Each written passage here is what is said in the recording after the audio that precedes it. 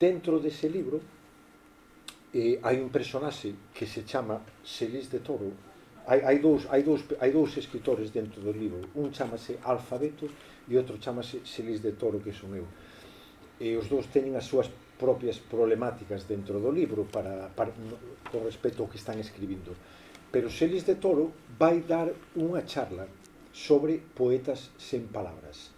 Poetas sen palabras é poesía que non utiliza palabras, que utiliza o son, o sonido das palabras, o sonido da linguaxe. Entón, esta é unha escena importante do libro, do libro. Entón, esta idea esta escena, esta charla, anúnciase en diferentes partes do libro. Pois vai haber esta conferencia sobre poesía sen palabras, temos que ir ali. Entón aparece en diferentes partes do libro, non? E este é un tema que a mí me interesa moito. Eu vivo entre Inglaterra e Galicia, máis ou menos 50-50, e ali fixen un proxecto que se chama precisamente este, Poets Without Words. E fixen, subvencionado polo Ministerio de Cultura, chamamos ali, de Horace Canse, e fixen unha serie de vídeos. Están en inglés, no meu inglés, entón, como é o meu inglés, podedelo entender. Entón, se ides a rede en xelisdetoro.net encontraredes un enlace que pon Poets Without Words, e ese hai unha serie de vídeos que fan un percorrido pola historia da poesía sonora.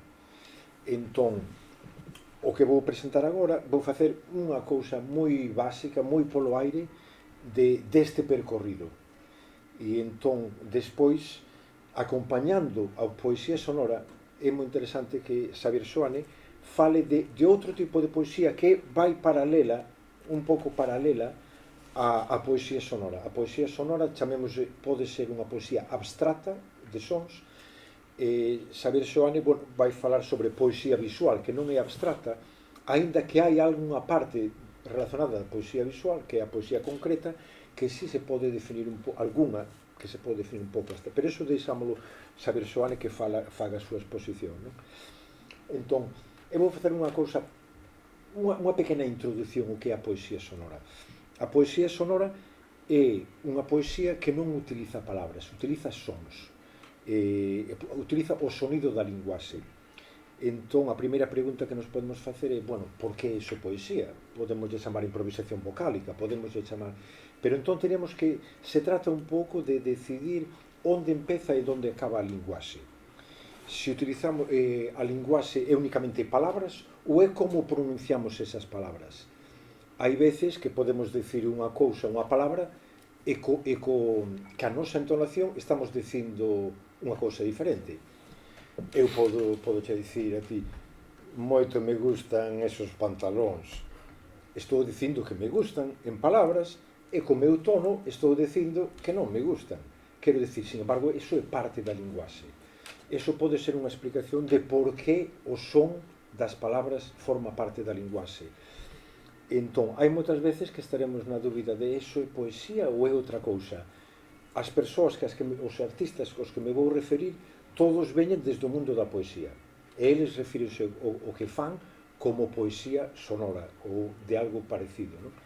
Ou utilizan términos diferentes, non? A razón pola que eu me sentí interesado nisto ven un pouco, incluso xa dunha cousa persoal. Sempre me interesou todo o que vai acompañado a linguaxe que non é a palabra escrita.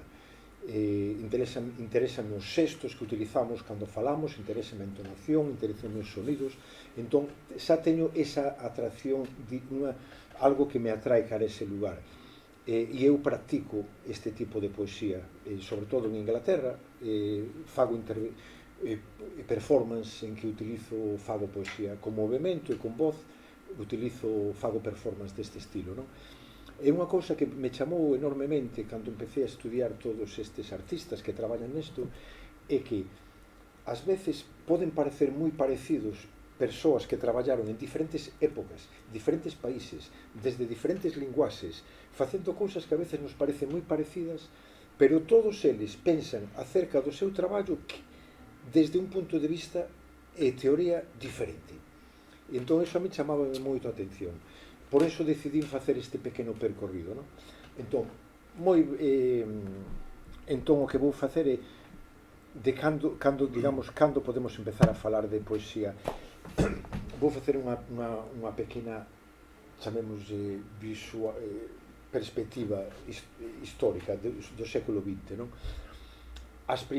Non son os primeiros poemas sonoros, houve algúns aillados aquí e alá, xa no século XIX. Un poeta que se chamaba Morgenstern fixo algún poema, hai algúns poemas aillados, pero a mí interésame cando chegou un momento que houve uns artistas que decidiron poñerlle nome ao que facían e pensaban que estaban facendo algo específico. E os primeiros foron os futuristas cubistas, cubo-futuristas en Rusia, que crearon unha linguaxe que eles lle chamaron Zaum. Zaum quere decir máis alá da mente, máis alá do que é mental, transmental. Primeiro estes estuveron incorporados, traballaron con Mayakovsky, fixeron un manifesto, que é un manifesto moi famoso, que se chama Unha lavazada na cara do gusto do público. Entón fixeron este manifesto e entendían a poesía como un laboratorio de experimentación. Pero había dous artistas dentro deste movimento futurista que eran Krucheniev e Klemnikov, que foron os que empezaron a facer isto que lle chamaron Zaum. E aquí empeza xa o que a mí me resulta tan interesante desto. Temos dous artistas, os dous parte dun movimento que se chama cubofuturismo, os dous chamanlle Zaum o que están facendo, pero xa inmediatamente teñen dúas visións diferentes do que están facendo. Krucheniev, para él, o Zaum é un traballo para revolucionar o mundo da poesía. El, digamos, é un crítico acelerado en contra de todos os movimentos poéticos rusos, de todos os movimentos poéticos. Entón, el pensa que o Zaum o que vai facer é liberar a poesía das cadeas en que está amarrada. Entón, el di que o feito de que as palabras aínda estén atadas ao significado quere decir que a poesía está en cadeas. Entón, para el, o Zaum é, digamos, un traballo poético e utiliza recursos, para el o Zaum é unha mistura da lingua dos esquizofrénicos, pois encantamentos, meigallos, cantos de nana para os nenos, o sea, é unha mistura de cousas, non? Pero todo coa idea de liberar a poesía das súas cadeas. Entón, Klemnikov ten outra visión totalmente diferente. Para el, o Zaum é o que el lle chama un esperanto emocional. Para el, o Zaum é a linguaxe que nos pode achegar a todos os seres humanos, que podemos entroncar ca alma de todos os individuos. Ten unha visión mística do que é o Zaum. Para ele é unha lingua mística que nos pode achegar a todos os seres humanos, non? Entón, digamos que son xa desde o principio dúas visións moi diferentes. Klemnikov foi foi moi recoñecido, foi o seu poema máis famoso foi el estaba moi interesado na creación de novas palabras, que le chamaban neoloxismos, e el fixo o seu poema máis famoso, chamase o encantamento, o feitizo da risa. Entón, el, a través da palabra risa en ruso, pois comenzou a facer variacións sobre a palabra risa, fixo un poema destruindo a palabra, cambiando, facendo todo tipo de intervención sobre a palabra. É como se agora eu empezar a facer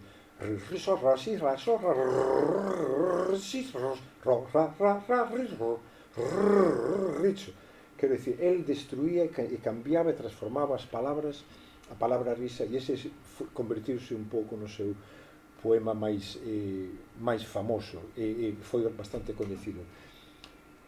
Krucheniev, unha das súas técnicas era separar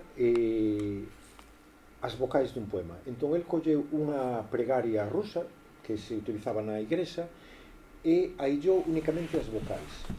É como se nós colléramos ahora, pois, por exemplo, un poema de Rosalía e utilizáramos únicamente as vocais. Por que as vocais? As vocais, a diferencia entre as vocais e as consonantes, sobre todo as consonantes tipo capa, taca, tapa, é que as vocais para el tiñan a posibilidade de transmitir emocións, sentimentos, mentras que as consonantes o que fan é traernos ao mundo do real. Se eu fago, por exemplo, a, e, o, a, u, a, o, as vocais sempre teñen producen esta sensación de achegamento, de emoción, mentras que as consonantes ma, ta, ka, ra, pu, ka, ta, pa son, de alguma maneira, nos traen o mundo real. Entón eu utilizaba ese dous tipos de... eran dos recursos que ele utilizaba, non? Pero ele, sobre todo, a visión é que ele era, digamos, un profundo crítico da poesía, criticando todos os outros poetas, e o que trataba era de liberar a poesía das cadeas, non? Entón, para el, eso era o zaum, este tipo de linguaxe.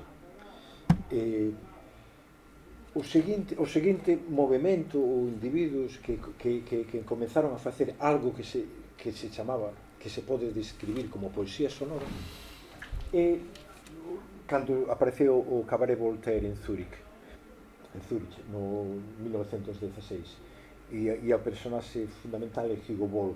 A imaxe que tedes aí seguramente a estudiamos todos en Historia do Arte, cando Hugo Ball apareceu con ese cono na cabeza, e isto é o Cabaret Voltaire. Hugo Ball era alemán e cruzou coa súa compañeira Emmy Hennings from Alemania a Zúrich, o único sitio que neste momento estaban libres da guerra, e ali xuntáronse con todo tipo de exiliados, refugiados, xente que escapaba da guerra, e ali foi onde montaron o que se chama o Cabaret Voltaire. Fixeron un chamamento a todos os poetas, a todos os artistas daquele tempo, e ali se xuntou, digamos, o mellor de... quero dicir, xuntouse moitísima xente que estaba nese momento tamén ou escapando da guerra ou buscando lugares onde podían traballar, non? O Cabaret Voltaire durou moi pouco tempo, 6 meses, pero foron os 6 meses fundamentales dentro do mundo poético, porque houve dentro do mundo artístico e poético tamén. A nós neste momento interesanos o mundo poético, chamemos, digamos que os desenvolvementos dentro da poesía que nos pode interesar a nós, ali empezaron a facer os poetas poesía simultánea. Isto era dirixida por Tristan Tzara, que era a recitación dun mesmo poema en 3, 4, 5 idiomas diferentes ao mesmo tempo. O que quero dicir é que se colocaban 3 ou 4 personas lendo o mesmo poema, un en alemán, outro en francés, outro en castelán, outro en italiano, todos berrando ao mesmo tempo, que era totalmente inteligible. Iso chamaba o poemas simultáneos. Outro era un que facía un poeta alemán, Husserbenk, que estaba interesado, chamáballe poemas brutos, e entón agarraba un tambor e poñese a berrar o poema ao mesmo tempo que tocaba o tambor. Daquela estaban moi influenciados polos ritmos africanos e cousas dese estilo, non? E o terceiro é que nos interesa a nós, a poesía sonora. Hugo Ball creou algo que se chamou a veces poetas sin palabras, outra veces poetas sonoros, poemas sonoros, outra veces chamáballe poesía abstracta, e entón creou un tipo, a súa visión sobre a poesía sonora era que el realmente era unha persona de esquerdas, que estaba en contra da guerra, e acusaba o xornalismo da súa época de crear unha linguaxe patriótica que levou a Europa á guerra. Entón, para el quería escapar desa linguaxe que levou a Europa á guerra. Entón, por iso, esa é unha das razóns polas que el escapou da linguaxe e quería crear outro tipo de poesía. Pero non é a única razón que explica a súa poesía.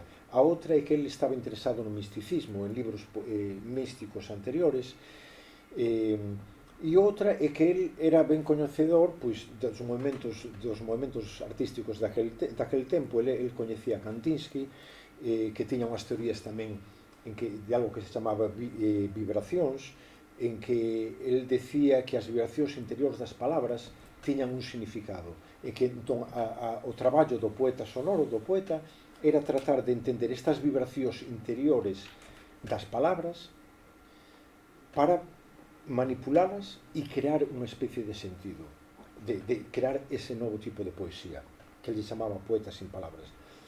O interesante totalmente diferente de Hugo Ball, da súa poesía, entón, é que era unha mistura el se veía como un cura, como se fora un cura agnóstico. O sea, quero dicir, ele non quería, o sea, digamos que esa era a razón de ser do poeta. E o interesante da súa poesía, que a fai moi diferente a outros poetas sonoros, é que el, utilizando sonidos que non son palabras inteligibles en ningún idioma, ao mesmo tempo é como se coñecésemos, como se cando lemos as súas palabras, por exemplo, Jolifanto, Bambla ou Faribambla, Grossiga, Mafa, Habla, Jorem, Égiga, Goramem, Higo, Bloico, Rusula, Holaka, Olaya. É como se dixéramos, bueno, eu non entendo o que está dicindo, pero parece que é un idioma, parece que é un linguaxe, un que eu non coñezo. Entón, iso é o que fai a poesía sonora de Hugo Ball diferente a outras poesías sonoras, que utiliza palabras que non existen, que inventa, pero que de alguna maneira nos recordan como se a palabras. Entón, bueno, Cabaret Voltaire desfíxose despois de 6 meses, Hugo Ball marchou e o dadaísmo empezou a distribuirse en diferentes lugares. Pero ahora vamos a outro individuo. Outro individuo que temos que falar é o futurista Tommaso Marinetti. É difícil decir se ele exactamente parte do que podemos chamar poesía sonora ou non. Por qué? Porque ele utiliza palabras que entendemos.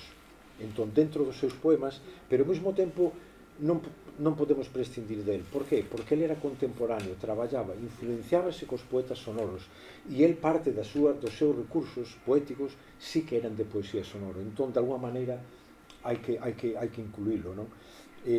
Os futuristas, moitos xa sabemos os seus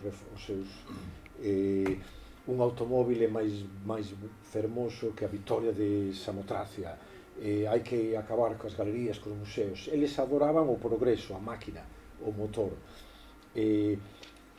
A súa contribución ao mundo da poesía sonora se chama Parola en Libertad,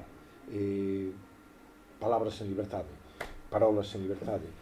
Entón, todo comenzou, ele era xornalista, en 1912, nas guerras dos Balcanes, ele era xornalista e estuvo no que se chama The Siege, en inglés, como se chama cando o cerco de Adrianópolis. Ele estaba ali escoitando todos eses bombas e disparos e todo eso, creou unha especie de poema utilizando palabras onomatopeicas, bum, pam, pras, tris, plus. Entón, 2 anos máis tarde publicou un libro onde incluiu este poema, non? Do que incluíba todos estes sonidos onomatopeicos. Entón, este un pouco para unha libertad. Os futuristas traballaron en todos os campos e querían construir o que se chamaba a obra de arte total. Esta teima da arte de obra total non era única dos futuristas. Moitos movimentos quixeron traballar que a idea de obra arte total, pero eles traballaron en moitísimos campos, na música, no teatro, na gastronomía, na danza, na pintura, en todo tipo de campos. Pero o que nos interesa a nós é a poesía. E na poesía el e eles quixeron crear unha poesía telegráfica. Entón, a poesía futurista, os verbos únicamente se utilizan en infinitivo, non hai adverbios, nin adxetivos, nin conxuncións. En vez de signos ortográficos, utilízanse signos matemáticos. E despois prefírese os sonidos onomatopeicos, pum, chas, plas, pum, pam, pam, a outro tipo de palabras, non? E tamén crearon un tipo de recitación. Para eles a recitación tiña que o artista un artista que recita futurista tería que moverse con non crearon de entonacións, berrar, utilizar movimentos xeométricos e utilizar tamén un encerado para facer marcas. Ese era como debía recitar un futurista, non? O seguinte momento que nos encontramos, cando o Cabaret Voltaire se desfixo, algúns artistas marcharon para Alemania, e ali se creou tamén o que se chama o dadaísmo de Berlín Dada.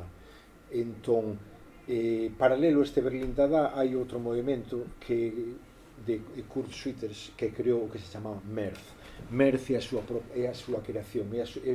El non foi, digamos que non o deixaron entrar en Dada, porque non era, Berlín Dada era moi político de esquerdas e asociado posiblemente ao Partido Comunista daquela época. Para eles, polo menos para un deles, Kurt Schwitters non era suficientemente político como para entrar no Dada. Entón el creou unha cousa que se chama Merz, que é a súa propia arte. Merz empezou sendo a súa casa, a súa maneira de facer collages, a súa casa estaba totalmente construída, cada habitación era diferente, con un nome diferente, os seus collages eran parte desto de Merz, e entón tamén fixo a súa poesía. Bueno, aquí temos a súa poesía, o que nos interesa de Kurt Schwitters, que acabou facendo unha que se chama unha sonata en sonidos primales. Quero dicir, unha sonata musical. Entón, para el, a poesía sonora acabase convertindo, para el é unha composición musical feita, unha auténtica sonata musical, pero feita con sonidos primordial, o sea, primitivos, chamemos de alguma maneira. Entón, se ver aquí un... bueno, entón, non vos vou facer unha sonata aquí, porque... Sí, imita un pouco. Iba a facer unha... Déxame buscar, tiña aquí algo de... A mí gustame o... Na rede está, Sí, está. A mí gustame o Scherzo moito. Bueno, como vedes, podedes ver aquí, é todo feito con sonidos, non? Entón, a mí gustame o Scherzo. Era...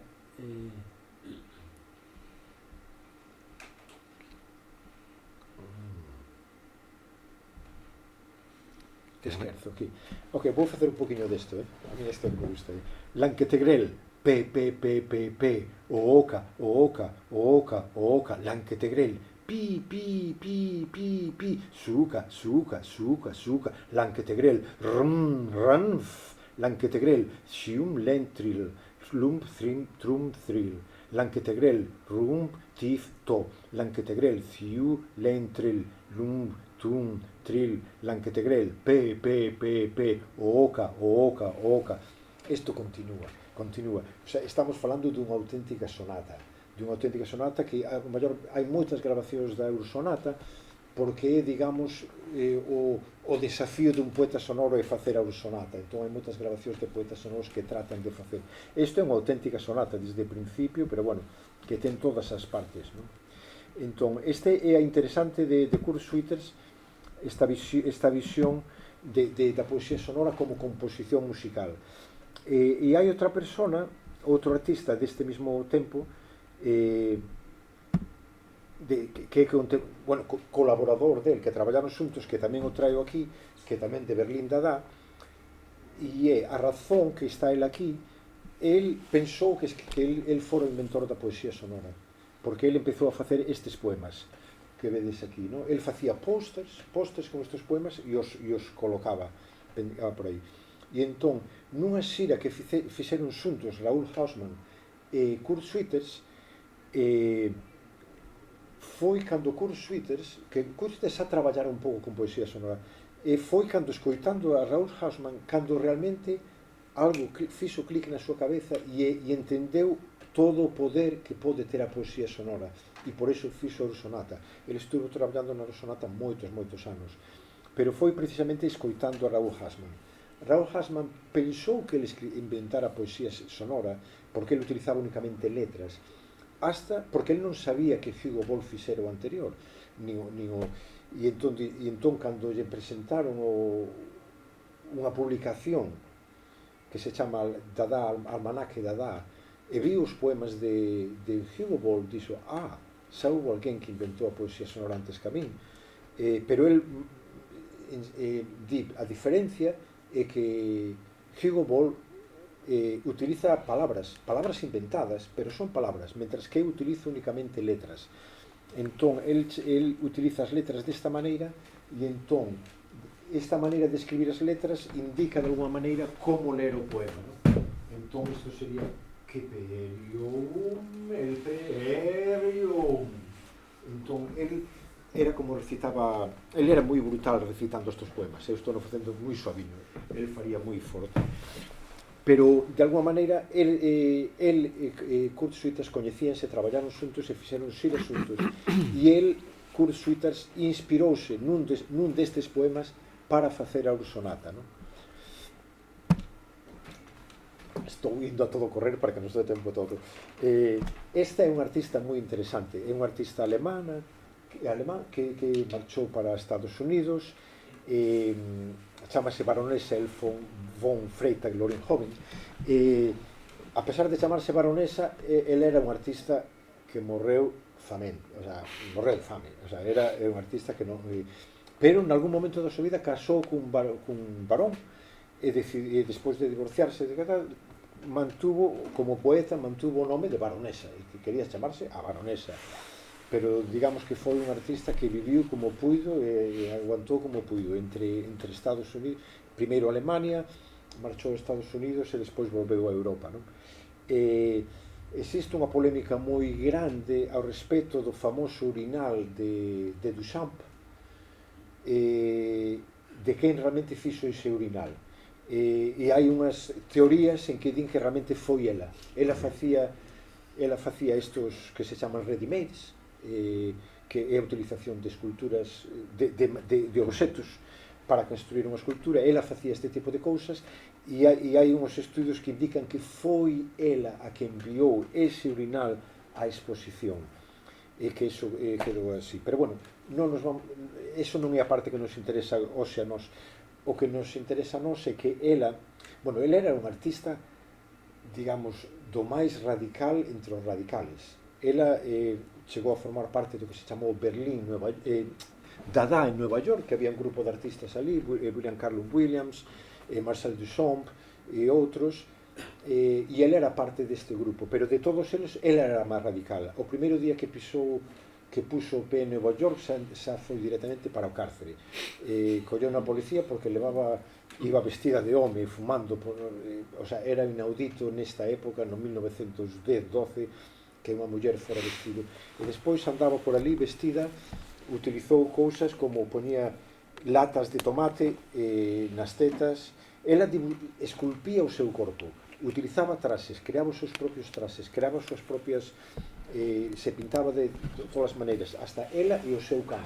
Entón, vela polo medio de Nova York nos anos 10, facendo o que se pode chamar unha performance no medio da rúa, era un escándalo, andaba sempre escapando de todo tipo de problemas, e era un artista moi dunhas ideas moi fortes, moi convencida de si mesma, non?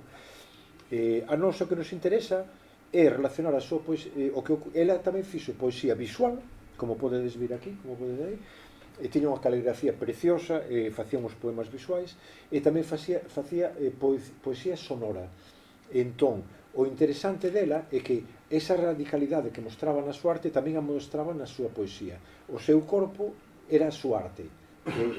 Ele era digamos, unha escultura andante, e a súa poesía sonora era tamén un reflexo do seu propio corpo. Entón utilizaba sonidos de comer, escuspir, facer o amor, todo tipo de sonidos vocales, botar peidos, todo iso, todo estaba englobado dentro dos seus poemas sonoros.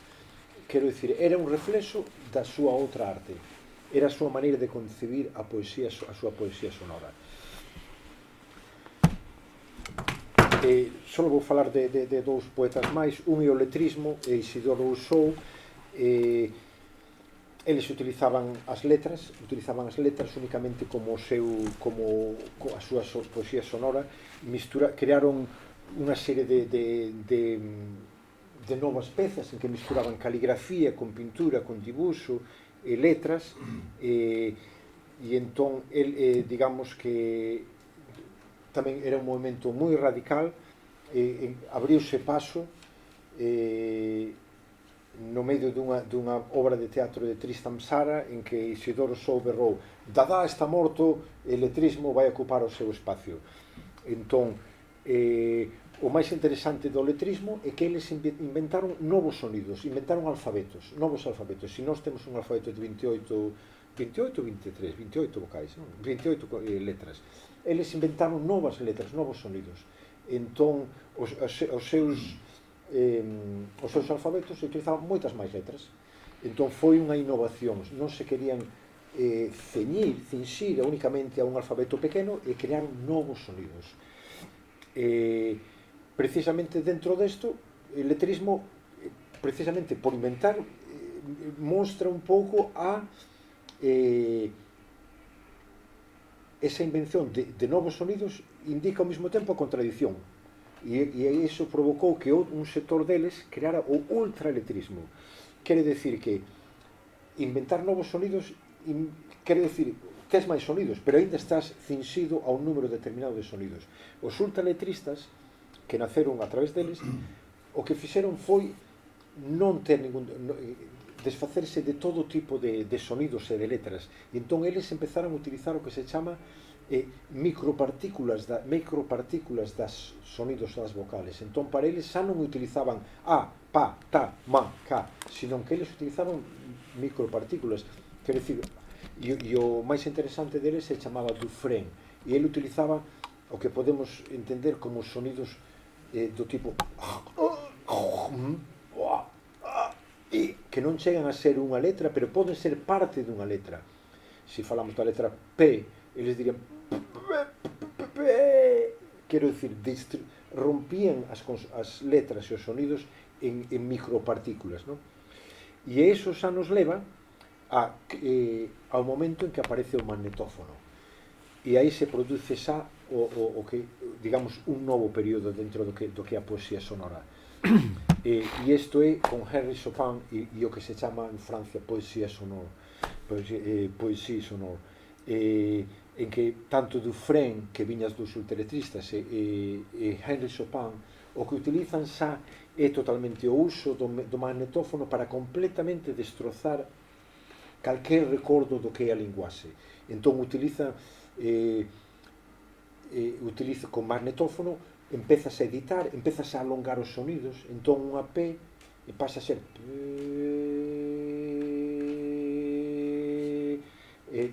entendes? Empezan a editar os sonidos, a romper os sonidos, e entón eso é, digamos, donde vou deixar esta cousa, non? Como o magnetófono cambiou dunha maneira totalmente de un salto no que é a poesía sonora, a introducción da tecnoloxía.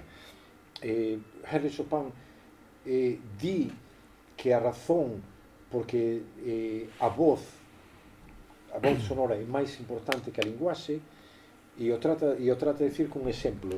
El di: se eu, por exemplo, estou aquí de pé e vos conto agora doeme este pé, caeume algo e doeme este pé, eu podo estar mentindo, podo estar dicindo que me doe máis do que realmente me doeu, podo estar dicindo todo tipo de cousas. Estou falando con linguaxe, vos explico, doeu, algo me caeu aquí, masticou o pé. Sin embargo, ele explica a importancia de utilizar a voz e di: pero se eu estou aquí e diante de todos vos me cae algo no pé, eso é real, eso é verdadeiro, ese non minte. É claro, entón por eso ele utiliza a voz, porque é realmente o único que é real e que non mente, mentras que explicar sí que pode ser mentir. E eu vou deixar aí para que deixar a ti tempo, e se cadra que nos dé tempo a Mas isto só teño unha hora con isto, entón Sí. vouche deixar a ti a contar. Sí, antes de nada vou ler unha frase que encontrei hai 2 días, estaba relendo a Steiner, Presencias Reais, unha frase que me pareceu impresionante para este mundo. Di, pode haber na literatura, a música e as artes trazos, rastros dunha presentidade, presentness, di el, anterior á consciencia e á racionalidade tal como a coñecemos. Manda truco. E continúa, quizáis haxa vestixios dunha sedimentación prelóxica, sen dúbida pregramatical, da materia visual e auditiva, das secuencias, como na narrativa e a música. Manda truco, parece, verdad? Sí. É que non o vi nunca tan ben expresado. No. E logo incluso continúa, o principio da conciencia humana, a súa xénese, ten que ter comportado prolongadas condensacións arredor de nódulos irreducibles de asombro e terror, nas discriminacións que había entre o eu e o outro, entre o ser e o non ser, o descubrimento do escándalo da morte. E logo fala incluso de que a analoxía que ten a mente, que el ten en mente a analoxía, para isto é como a radiación de fondo, o ruído de fondo que os astrofísicos e cosmólogos ven como indicadores e vestixios das orixes do noso universo. El nestes sons, como na Ursonade, ou neste mundo e tal, é dicir, encontraba esa analoxía. Pareceume como Saulo caer do cabalo, coa profundidade do Steiner, non? Bueno, eu trouxe unhas cousas para ensinarvos. O que diría ao principio é que, se coñecedes Bobrua, non sei como se pronuncia, ese libro Poesía e Canto Primitivo, que é impresionante. Ele estuda nos povos primixenios da actualidade, recolectores, cazadores, que ainda non eran labregos, ainda non... recolle os cantos primeiros que puido inventar a humanidade. Claro, el colle nos povos de menor desenvolvemento que había na actualidade. El, entre outras cousas, di que, claro, moitos destes primeiros poemas, que ás veces eran unha liña, eran ao mellor como unha xaculatoria. Empezaron sendo sons, ou varias palabriñas en sucesión, ou unha xaculatoria. Deus, invocaban a Deus, dame caza. Cervo, non sei que tal. É impresionante, non? E claro, aí estaban tamén os sons. Os sons primixenios, os ursons, que podía decir Schweitzer, non? E logo os coñece ese poema Siús, creo que é Siús, non Apache, ese que di Ginu vai nyandu, naju nu va nu vai. É un poema que, claro, que repetían. E hai outro poema Siús que é simplemente vermella é a súa ponta, vermella é a súa ponta, da flecha, creo que era recordar, que ten un elemento fálico tamén tremendo, vermella é a súa ponta, vermella é a súa ponta, claro, todo eso repetido está moi preto, ao final está todo preto, unhas cousas de outras. E claro, cando o rock e o pop, e incluso o jazz, empezan a repetir sons, e bla bla bla bla bla bla, o sea, é que está nas cancións toda esa repetición, e incluso, por exemplo, eu teño pensado no ailalelo galego, ailalelo, ailalalo, ailalelo, ailalalo. En realidad está iso, e é moi difícil crear un son tan alegre e tan poderoso como ailalelo. Ou un aturuxo que botaba, ou que botan nas buñeiras e que botan nas... É impresionante realmente, non? Eso hai un mundo aí, tá? E, bueno, claro, este é un mundo que creemos que é como moi actual, pero é que estivo sempre. E, por exemplo, hai un libro, macanudo, que é este libro, Poesía e Imagen, formas difíciles de ingenio literario, que recolle sobre...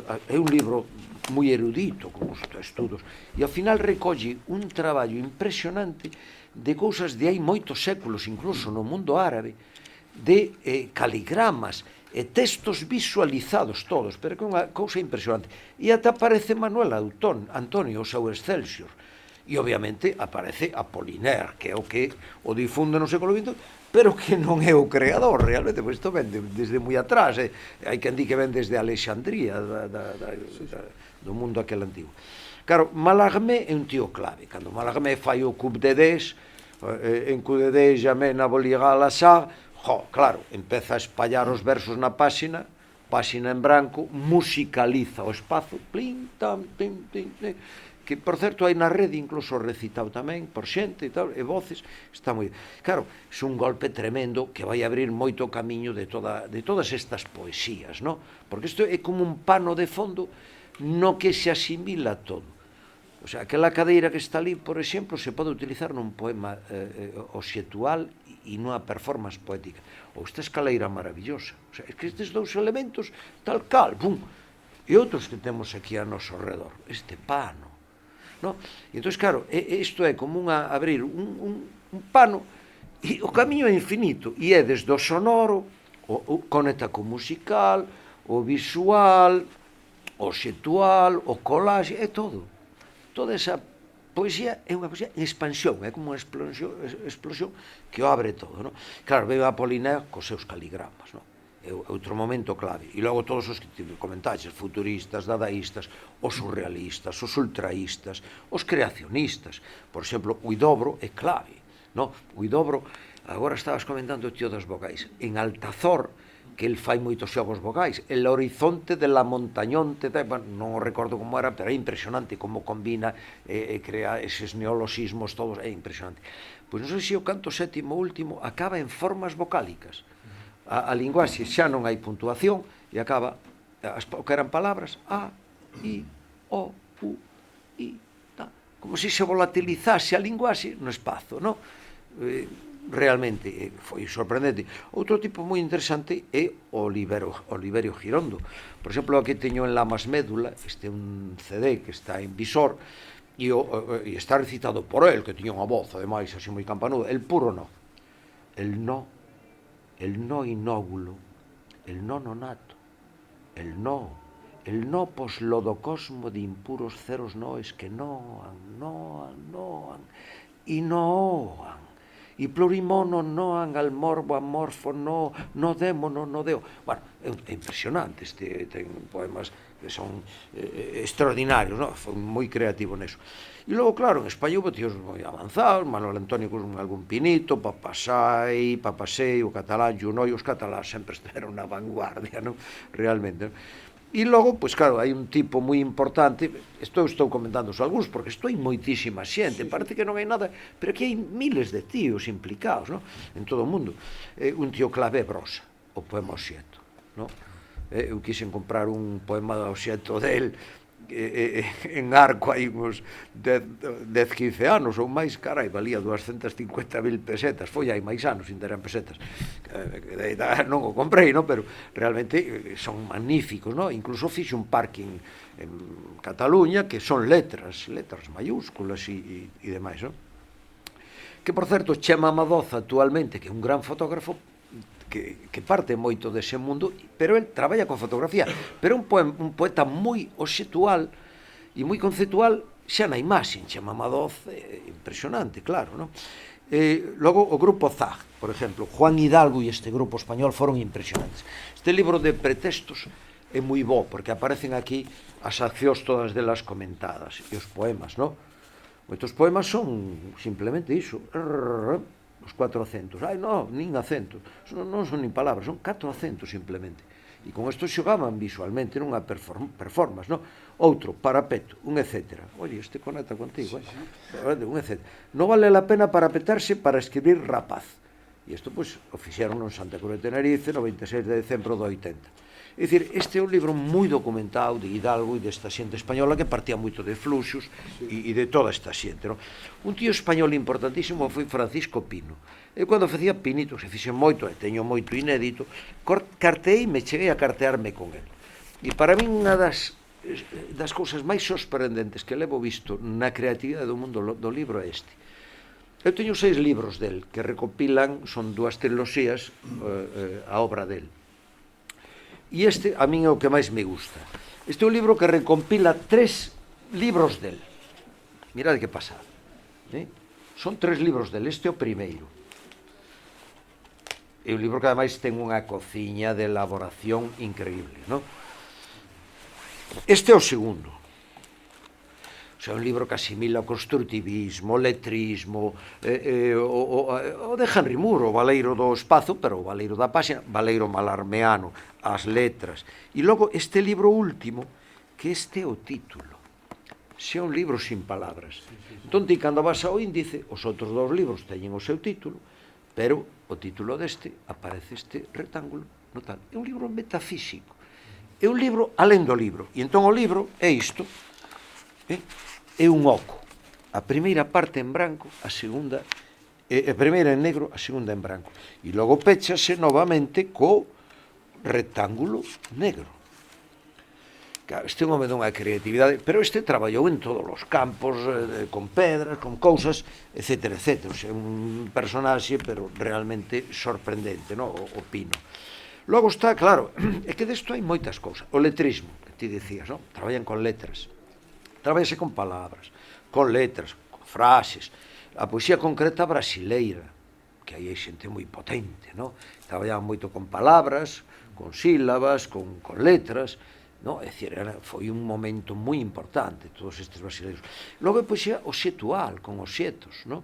É dicir, colle un obxeto como brosa, e incluso el mesturao con outros para lograr aquela electricidade que decían os surrealistas, que unha metáfora visionaria, dino no manifesto do ano 24, dicía Breton, que unha metáfora visionaria era máis potente e máis sorprendente cando máis arbitrario era o choque entre os dous polos da metáfora. A metáfora ten dous polos. Unha metáfora tradicional compara o río coa vida, ou cunha serpe, non? A metáfora visionaria, canto máis disparatados fosen eses o irracional, superior era o encontro, non? Entonces, Brosa practica realmente moi ben isto, non? E logo o poema obxeto, haino con todo tipo de obxetos. Podemos usar esta botella, podemos usar esta funda das gafas, un lápis, un zapato, non? É dicir, erva, unha folla dun árbore, leña, queimamos a leña, podemos usar o que nos pete, non? A nivel poesía matérica, poesía obxetual, todo, non? E logo poesía acción, moitas accións, como moitos deles tamén inauguraron moitas vanguardas históricas, as performances, é dicir, asimila todo, fotos, fotopoema, colaxes, amazo, non? A sonoridade, hai formatos performance, xa digo, formatos audiovisuais que se fan logo ou con fotos ou filmando, e logo agora a digital xa ten unhas posibilidades de morrer, a creación digital de todo isto, non? Entón, todo tipo de formato, aínda o inmaterial, podemos facelo con fume ou con aire. Eu, por exemplo, cando practiquei isto, que nos vacilaban, porque eu empecé con isto, os máis antigos que teño son de cando tiña 17 anos, teños de pouco en casa, do ano 71, empecé con esta escola, que non sei de onde me veu, porque aquí non te enterabas de nada, o sea, pero algo, vías no ambiente, ou algunha cousa biches, ou rollos, e bueno, facías. E entón, eu, por exemplo, fixéramos unha acción de grupo, con pintores, eu estaba no grupo a Carón, na galería Mestre Mateo, da Rúa Real, e fixéramos unha acción, eran pintores todos, estaba Taxis, o de teatro, estaba o fotógrafo Abad, que logo foi para a televisión, e estaba Ángeles Penas, a poeta. E eu fixera, unha das cousas que fixera era nun papel, cunha vela, queimando e facendo unhas... O papel recolle a mancha do fume e titulara o Atman, como espírito hindú, esta cousa tal. Bueno, este tipo de cousas. O público participaba, nós fixéramos outra tamén en Conxo, que fora moi potente, algún día terei que escribir todo isto, teño moito material, cos internos de Conxo, fora no ano 77 ou así, fora 77, non? Fora impresionante, estaba o grupo brasileiro Ben Virá, que tocaba un grupo de música, non? Que lo fora moi avanzado, non? E ali fixéramos de todo, tamén o levar unha gallola, bueno, estas cousas, non? Vacilábanos. Eu, cando fixera aquilo, Mestre Mateo dixera un crítico, xa non digo nome no ideal gallego, e había un poeta experimental que por el entusiasmo que le ponía debía tener mucha razón, algo así, non? De cachón. Claro, pues te vacilaban, non? Logo, con Raúl Reguera editáramos un libro, estes dous, eu fixeron unha exposición en Lume, no ano 76 ou 77, que levaba, entre outras cousas, unha serie de papéis de estraza, que cunha vela tamén caían as manchas de cera, eu lles daba formas, que era unha homenaxe á longa noite de pedra de Celso Milo Ferreiro, con colaxes e materias. Bueno, tomaban cho pelo. Era un cachondeo, facías o ridículo, era como se foras un payaso ou un parvo, ou un tolo. Pero bueno, fomos lá andando, non? Entón, acepta todo tipo de material, é dicir, nós podemos coller incluso Imaginaba eu, cando estaba redactando esta nota, Coxier, imaginemos que facemos borbullas de xabón, pero que saian con forma de letra. Fíjate que bonito sería ese letrismo casi inmaterial. E efémero. Quer dizer, que este mundo admite todo, e porque a xente é moi creativa. No? E por iso conecta tanto co cine, coas artes plásticas, coa escultura, co teatro, coa música, con todo. Porque conecta con todo realmente. Bueno, así comentando estas cousas, por exemplo, en Galicia hai un tipo moi interesante, no? Que é Pepe Cácamo. Pepe Cácamo, eu trouxen por aquí un libro del Pepe Cácamo e que ten unhas cousas impresionantes no ámbito do poema Oxieto, sobre todo. E agora está traballando con unhas caligrafías que o vimos há pouco, expuxo en Carballo, unha cousa increíble. Unha cousa entre Paul Klee, Miró, caligrafía, pero unha cousa boísima, incluso para ilustrar libros infantís. Bueno, el ten moitísima cousa, incluso mete máquinas de escribir, mete anacos de madeira, compases, gafas, un mundo extraordinario. Mira, mirade, maniquís, monecos, dados, la repera, coches, xoguetes, Cácamo, que expuxo entre outros sitios en León, no Museo de Arte Moderno de León, bueno, ten cousas extraordinarias, non? E ademais ten de todo tipo, xa digo. A exposición ainda está agora en Carballo? No, estivo, pero podes quedar con Cácamo, que na casa ten moitísimo, e na rede ten cousas, e ten publicacións algunhas, e é boísimo. En Galicia hai xente interesante, pero eu creo que é do máis interesante, non? E logo o que vos trouxen algunhas cousas para ensinar así ao azar. Para documentarse, desto hai bastantes cousas, eu viñen só con esta maleta, se fixen bastante telofilia, e bueno, pero este é un dos interesantes, no? La outra escritura, la poesía experimental española de José Antonio Sarmiento, este é un libro moi interesante e con moitos exemplos, no? Xa vedes que aquí hai de todo, é dicir, hai todo tipo de discurso, aí se asimila. Un libro que para min foi decisivo foi este, que a mí nos anos 70 isto axudoume moito, este sei nos 76 ou así, a escritura a libertad de Fernando Millanco, que eu cheguei a velo, veu unha vez a Coruña a verme daquel tempo, logo eu escribíme con el, este é do 75, e este é un libro boísimo, que a mí me abriu moitos camiños, de Fernando Millán e Jesús García Sánchez, debe ser o divisor. E este libro era unha antoloxía, xa vedes, non?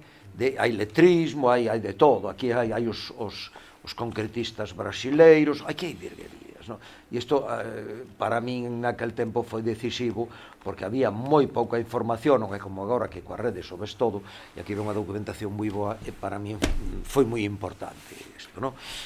Un libro tamén, por exemplo, trouxen este, de Brosa hai moito, teño moita cousa, e Nicanor Parra, por exemplo, ninguén sabe que Nicanor Parra, brasileiro, ten poemas experimentais, bueno, estes son de Brosa, pero el tamén ten, mirade, esta calavera, estas páginas amarillas, hai un libro del Capital de Marx, unha pedra en riba dun libro, unha plancha, unha pedra, e en riba pon E igual a M ao cadrado, non? Un tipo importante como Parra e demais.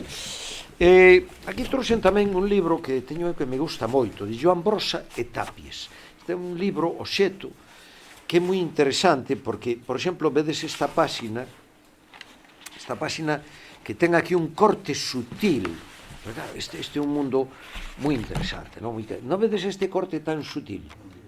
Bueno, pois isto ten aquí unha cousa que parece dun documento oficial, ten números, ten pegadas, isto está feito por Tapies e por el. E ten incluso dobleces, non vedes, das páxinas e tratamentos, mirade.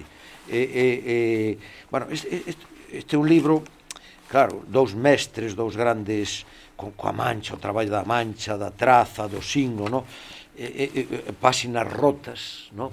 É un libro que a min sempre me fascinou e me parece que é un libro Oxeto extraordinario. Bueno, outro tipo moi interesante, porque hai moita xente, é, por exemplo, Ullán. Ullán eu trouxen este, ten máis. Este fora publicouse en 13 de Nieve nos anos 70 e este é un libro tamén de visual, experimental, e o libro é todo así de intervención sobre fondos textuais, non? improvisacións. Este, se o queredes ver, e outros del, está toda a obra completa, agora reproducida nun tomo grande en Galaxia Gutenberg. Está aí todo o do ya, non? Esta cuestión, por exemplo, isto é de Cirlot, o catalán, que era impresionante, sabía desto moitísimo, e aquí están o Bronwyn e o Inger permutacións, tamén, a palabra Inger, que aquí ven grabado neste disco que creo que editara o Iván de Valencia no seu día, non? A grabación, un CD. Isto é de Valcárcel, Medina, Motores, porque isto conecta moito coa música, tamén existe incluso a música concreta de Pierre Henry, os franceses, la repera, non? Incluso, claro, toda a investigación que fixeron en Alemanha, na escola de Darmstadt, ou como se pronuncie, ali Stohausen, todas estas vanguardas, conectan moitas destas cousas con este mundo. Este era un casete con grabacións de Motores de Valcárcel. Como ti comentaches, cando empezou a grabadora, caramba, non? Estas son dúas grabacións da Escola de Cuenca. En Cuenca hai a revista de arte sonoro, non sei se sigue. E aquí estes ten virguerías, eu conseguira os daquela, gracias, me pareció fora Millán, que me anotara estas cousas. Aquí está, por exemplo, de Marcel Duchamp, o Erratum musical, para 3 voces, que fixera Duchamp. Está unha parte, un fragmento da Ursonate, de Cusantes. A máis a recita el, e me gusta máis que outras cousas que pillei recitados por outros na rede. A mí me gusta máis a primixenia del, non? Que me parece increíble, porque o que ti imitaches aquí, pronunciar iso e a velocidade que vai é portentoso, o sea, como a voz humana ten unha complexidade sonora que non ten ningún instrumento, moito maior, realmente, é tremendo, non? Logo hai de Le Maître Letra Rock, hai de Boys, Sol en lugar de Reagan, hai unha serie de edicións, no? De Kepalanda e de Universidade. Este outro ten El orador de Gómez de la Serna, de Gertrude Stein, si yo lo dijese, de Divife a Musique Brut. O sea, eran grabacións moi interesantes, porque non había moito desto. Hoxe en día coa rede é distinto, pero daquela non había. Esta era unha edición de Marinetti, de la Radio Futurista, que isto se fixo tamén non sei onde o conseguira isto, Radio Fontana Mix, e tiña, claro, cando non había estas cousas, porque isto é do ano 93, ten un vinilo pequerrecho aquí coas grabacións dos futuristas, que, como ti comentaches, eran la repera, non? Aquí, por exemplo, esta é unha edición, porque hai moitas, e ademais esta xente traballou moi ben o formato libro, e son cousas curiosísimas, non? E entonces este de Bartolomé Ferrando recollía performances poéticas, no? E aquí hai unha serie de páxinas soltas, son edicións moi bonitas, recollendo as súas en tarxetas, as súas tal. Desto hai moitísimo. De feito, estou me acordando que un mundo que conecta moito con isto é o mail art. Aquí se fixera na Coruña algo moi interesante nos anos 80 no Patacón, a inicios, que levaran Cabanas, Fermín Encinar, Bari Caramés, que levaban o Patacón. Eu estivera tamén neso. E entón se enviara a moita xente estaba moi de moda daquela o mailar, e sabes como funcionaba, ti mandabas por correo obras que quedaban alá e mandabanche obras. Había unha creatividade que era de morrar. Ti abrías e había un tío que dentro unha folla a cosía con fíos, e outro mandábache follas, e outro mandábache confetis, outro mandábache, eu que sei, un trozo de plomo, de chumbo, non? É dicir, era maravilloso. Ti perdías as túas obras, pero bueno, e aí quedou un arquivo todo que foi impresionante, porque, como contaba Bari, se iba renovando. Chegaba tanto que expoñían e botaban os días, pero sigue chegando material, entón sigue renovando. Todo o mundo do bailar naquel momento fora extraordinario, e no mundo do bailar o mundo do bailar conecta moito con todo isto, porque conecta todo co diseño gráfico tamén, e todo isto tamén conecta co diseño gráfico. Estámoslo vendo aquí, por exemplo, isto que parece un CD non é un CD. Este é un poeta que é moi interesante, que é o chama este, o Jolín, bueno, que eu lle fixe un prólogo precisamente a un libro del, que este, o catalán, bueno, non me sale agora, son tantos. E, claro, isto parece un CD, pero non é un CD, é Calleja, me ven agora, non? Que lle prologuei, pedirame tal, que é complicado, prologar libros destes, realmente. E entón, hai unha creatividade tan grande en todos estes ámbitos, e logo moito conceptual, non? Con este tipo de cousas, de grabados antigos. É dicir, aquí hai un mundo dunha creatividade gráfica increíble. Isto mesmo, non? Happiness de Alan Capro, este gran artista internacional, e aquí pois se fala e se ilustra algo dos seus. Entón, este tipo de cousas, de cadernos pequerrechos, moi abundante. En postais había moitísimo. Este tamén é de Calleja, mandoume a él, non? Pero que interesante, o mundo cínico, o mundo simbólico, o mundo icónico. Que é extraordinario, non? Claro, son ámbitos nos que non sabemos se estamos na poesía, estamos na plástica, estamos na colaxe, que máis dá? Son mundos híbridos, e que o que fan é abrir os poros. Son mundos que beben en todas partes, como isto, non? Isto que pertence ao diseño gráfico, á poesía, ao mundo icónico, non? De un diseñador, ao conceptual, digamos a performance, porque tamén mandas por correo e pos aí unha virguería, e decir, pero son maravilloso, é como se se abre ese pano que eu decía, abre ese pano e aí está todo. Isto, por exemplo, tamén que era da Generalitat Valenciana, e aquí recolle a poesía de acción. Dicir, un tipo que fai unha acción con unha pedra que ten un P escrito, e como vai creando unha secuencialidade visual con isto, que é moi visual. Bueno, Cristina Almeida, como é Cristina, non era Cristina Almeida, a política, non? Elena Almeida, esta a portuguesa que traballa moito co corpo e este tipo de secuencia. Elena Almeida, non? Elena. Bueno, pois traballa moito este tipo de formatos que son moi interesantes, non? Toda a secuencialidade e o conceptual permiten uns xogos pois moi interesantes.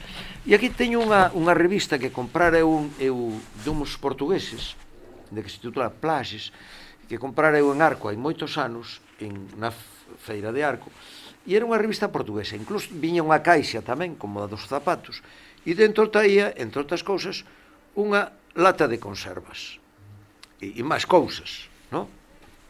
E entón é unha revista, son revistas de un só elemento, é dicir, o que hai que facelas manualmente. E bueno, por certo, nos fixéramos Manolo Rivas e eu no Patacón, que nos lo subvencionaran en parte deles, naqueles anos o Anís e outras sombras. O Anís e outras sombras foi un libro que xivimos Manolo Rivas e Maseu en 2 noites daquela.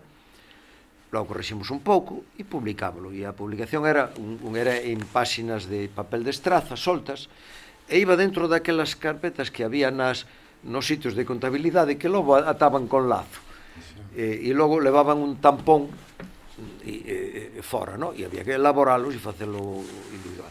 Isto son revistas individuais, cada unha é distinta. Isto, por exemplo, é unha gominola que está aí pegada, non? E aquí hai moitos papeliños pegados, algún xa lle caeu e xa se perdeu. Non vedes todos estes papeliños pegados? Aquí un caramelo, isto, aquí hai unha bolsa de té, aquí hai unha pasta italiana de comer, non? Un espagueti. Estas secuencias que son moi visuais. Por certo que Cabanas, cando os puxemos, eu os puxen co grupo Galga, que eu levaba a poesía visual e experimental e conceptual, e Manolo Rivas tamén participara naquela, no Castro, iso foi no 83, pois leva unha cousa moi parecida a isto, moi guarjoliana, non? Entonces aquí non vedes todo, unha pílula, aquí unhas cousas moi curiosas, hai algas incluso, trozos de algas, aquí un palillo con un menú dun sitio, e entón, claro, é dicir, como esa explosión, unha caixa de mistos, outro espagueti, é dicir, un pitillo, este é unha desas, como se chaman estes os... un bastoncillo para as orellas ou para tal, é dicir, aquí marcas cos labios, que se pintamos labios e bicaban a páxina, é dicir, é un mundo dunha expansividade creativa moi portentosa. E, bueno, para rematar todos aquí unhas cousiñas miñas, que dentro de todo eso que teño inédito, día me deu por facer libriños, cada un libro é un individual, só hai un exemplar. Este chamase Pegadas. E entón son pegadas, son as poucas páxinas, e estes papéis son recortados e rotos, pois teñen pegadas distintas, non? É un libro secuencial e é un libro situal, non? É un xogo. Este chamase Animais, non sei por qué, porque animais non aparecen, e é con, digamos, con grafismos tipo orientalizantes, ou a lo Tapies, ou a lo expresionismo abstracto, non? E é cartón de Valar, non? Este, que é puramente abstracto, e este xa é máis con grafismos, non? Eu isto sí, eu teño traballado moito e teño en papéis grandes. Isto sí, algún día expoñerei, non? Porque teño caixóns. Eu desde o ano 83 non volví publicar. Daquela, sí, teño participado en exposicións, incluso estaba a Brosa, estaba toda esta tropa, non? Porque daquela me chamaban, porque eu estaba no... Pero despois deixeino. Podo comentar unha cousa que tamén que é interesante. Por exemplo, había algún poeta experimental que tiña un pouco a concepción, a poética, que para mí era un presuizo de algo así como que o que chegase a romper co verso tradicional, como se un narrador rompese coa narratividade tradicional, que non debería volverlo a facer. Había como un certo purismo da academia moderna daquilo. Eu iso non o compartía, porque a linguaxe normal, o ser humano é un animal lingüístico, dache unha discursividade que non xa pode dar isto. E isto dache unha discursividade que non che pode dar o outro. Eu aí non era exclusivista, non? E eu, obviamente, non quixen renunciar nunca, e seguín coa outra poesía, seguín con esta, pero, como tampouco che facía moito caso, pois ibas acumulando e aí está na casa. E, bueno, este outro libro que se titula Dous.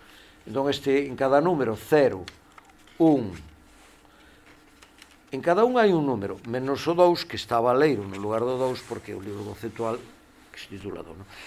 É dicir, este é un mundo maravilloso, realmente, porque é un mundo no que casi podíamos decir que non hai normas. A norma é tratar de lograr algo, que expreses algo co elemento que sexa. Conceptualmente, o traballo para os que queiran, digamos, académicos, que queiran definilo como xénero e as súas hibridacións van de lado, porque de feito teñen que bregar duro. Pero bueno, é un problema conceptual, un poema de xénero, de ubicación, pero para o animal poético que se queira meter isto, que lle interesa a creatividade, é realmente fascinante, porque está desde esa cousa sonora hasta esa escaleira azul tan increíble que temos aí. Entón é un mundo, por iso nel participan músicos, John Cage e esta xente, pois chegan desde a música e outros ámbitos a isto, e a súa peza ao silencio, pois podía ser un poema sonoro, o poema ese 4:30 tal, non? Si, William Burroughs, que era dixo que a diferencia, que realmente a diferencia entre poesía sonora, poesía concreta e música concreta, que realmente é arbitraria, é donde, digamos, bueno, vamos a poñelo aquí, pero cal é a diferencia entre música feita con ruidos ou música feita con... O sea, non hai diferencia, realmente estamos... Pero é no momento en que alguén di, bueno, eu son un músico ou eu son un poeta, non? O sea, que realmente son campos que se misturan, non? Así, eso... Bueno, a mí me parece unha exposición... Tens que facer... A mí, oxalá fagues esa exposición en Vigo da teu traballo visual, oxalá iso vaya variante, porque realmente sería moi... É unha maravilla escoitar todo este material e toda esta cousa que expuseches aquí, e oxalá se poida ver o teu traballo nesa... Bueno, se vai adiante eso, sí. Non se cadra non debía... Sí, invitoume, Patiño pediume xa hai mes e pico que lle mande un...